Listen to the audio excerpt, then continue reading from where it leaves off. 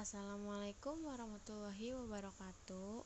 Salam sehat dan sukses selalu ya teman-teman. Kali ini saya akan mempresentasikan tugas besar dari mata kuliah akuntansi biaya. Sebelum melanjutkan materi berikutnya, saya akan memperkenalkan diri terlebih dahulu. Saya Devia Putri Agustin, mahasiswa dari Universitas Dian Nusantara. Menurut teman-teman, apa sih spoilek? Spoilek adalah suatu unit produksi yang telah selesai maupun unit produk setengah jadi yang tidak memenuhi spesifikasi yang diminta oleh pelanggannya dan akan dibuang atau dijual dengan harga yang lebih rendah. Dalam proses produksi suatu barang, tentunya tidak semua produk berhasil dihasilkan dengan sempurna. Dari banyak produk yang dihasilkan, pasti ada produk yang cacat atau gagal produksi. Produk yang gagal bisa saja dilakukan pengerjaan ulang. Dalam akuntansi, terdapat perlakuan untuk produk yang cacat dan produk yang harus dilakukan pengerjaan ulang.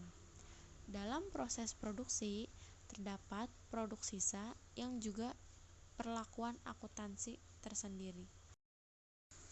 Definisi dasar dari spoilek yaitu unit produksi cacat, baik yang lengkap maupun sebagian selesai, yang tidak memenuhi spesifikasi yang dipersyaratkan oleh pelanggan untuk unit yang baik dan yang dibuang atau dijual dengan harga yang lebih rendah. Pengerjaan ulang ketika unit produksi yang tidak memenuhi spesifikasi yang dipersyaratkan oleh pelanggan namun kemudian diperbaiki dan dijual sebagai barang jadi yang bagus. Produk sisa adalah bahan sisa yang dihasilkan dari pembuatan produk memiliki nilai penjualan yang rendah dibandingkan dengan total nilai penjualan produk. Produk sisa mirip dengan produk sampingan namun muncul sebagai residual dari proses pembuatan dan bukan merupakan produk yang ditargetkan untuk pembuatan atau penjualan oleh perusahaan. Accounting treatment for spoiled product. Kerusakan disebabkan oleh internal failure. Spoiled cost ditanggung oleh menjadi beban penuh perusahaan yang memproduksi barang tersebut. Konsumen tidak ikut menanggung kerugian yang timbul sedikit pun atas spoiled good. Spoiled cost dalam kasus ini akan diakui sebagai suatu beban dan akan dibebankan oleh FOH control. Sell value atau nilai jual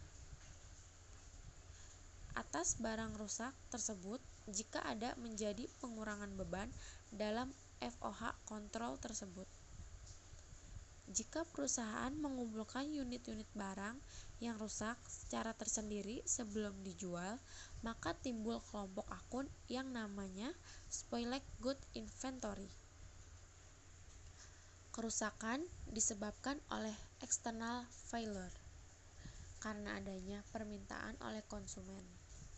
Spoiled cost ditanggung oleh menjadi beban penuh bagi konsumen yang memesan barang tersebut. Perusahaan sama sekali tidak ikut menanggung kerugian yang timbul karena spoiled goods. Spoiled cost akan diakui sebagai beban konsumen dan akan dibebankan atau ditambahkan pada komponen harga produk atau WIP. Sell value atau nilai jual atas barang rusak tersebut jika ada menjadi pengurangan beban yang harus ditanggung kepada konsumen tersebut.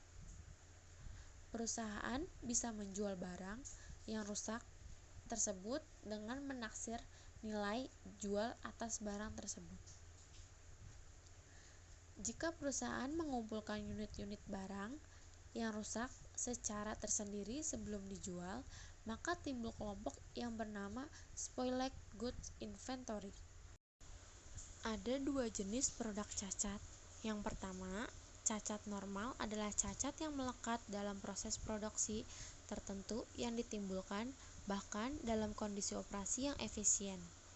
Tingkat cacat normal dihitung dengan membagi unit cacat normal dengan total unit yang selesai, bukan total unit aktual yang dimulai produksi.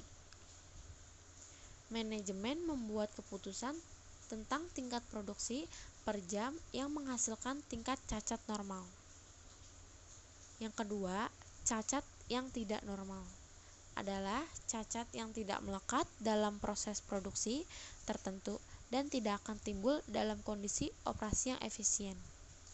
Cacat tidak normal dianggap bisa dihindari dan terkendali.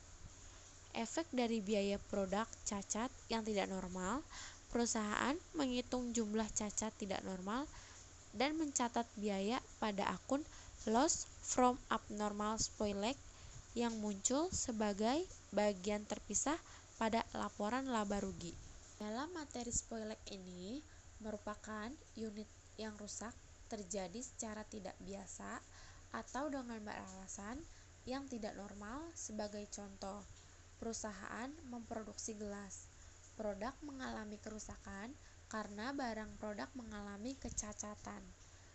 Perlakuan akuntansi untuk abnormal spoilage adalah melakukan write-off atas biaya yang timbul seperti perlakuan pada beban untuk periode tersebut, di mana dianggap sebagai kerugian produk rusak. Menurut Hongren, kerusakan abnormal akan dijurnal sebagai berikut ya teman-teman, bisa dilihat dari sini. Menurut teori Supriyono yang menjurnal kerusakan abnormal, bisa dilihat sini teman-teman, rugi produk rusak dan barang dalam proses. Sebagai contoh, PT Electrical memproduksi 1000 lampu atas pesanan PT Lighting dengan diberi nomor job 101. Setelah selesai membuat 100 kursi, pelanggan merubah desain sehingga lampu ini tidak dapat digunakan dan tidak dapat diperbaiki. PT Electrical dapat menjual 100 lampu tersebut dengan harga Rp10.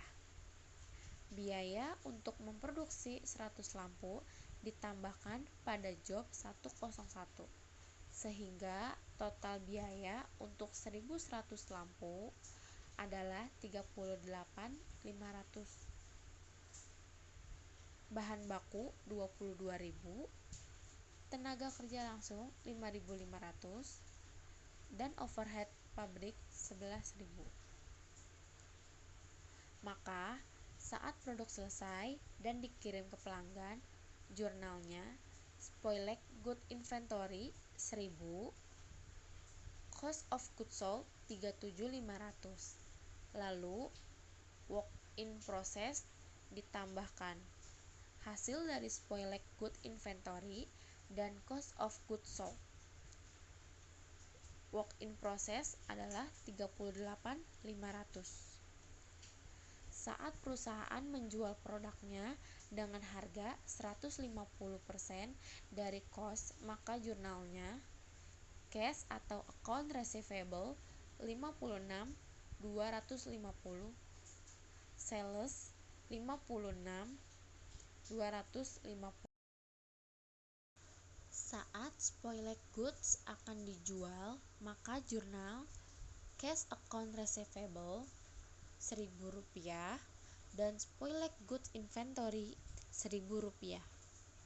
Maka dapat disimpulkan bahwa barang cacat yang disebabkan oleh pelanggan seperti penggantian spesifikasi setelah produksi dimulai. Jika barang cacat terjadi karena kesalahan pelanggan, maka hal tersebut tidak boleh dianggap sebagai biaya mutu. Pelanggan yang sebaiknya membayar jenis barang cacat seperti ini, biaya yang tidak tertutup dari penjualan barang cacat sebaiknya dibebankan oleh pesanan. Baiklah teman-teman, untuk materi ini yang bisa saya sampaikan. Kurang lebihnya mohon maaf ya. Wabillahi taufiq wal hidayah. Wassalamualaikum warahmatullahi wabarakatuh.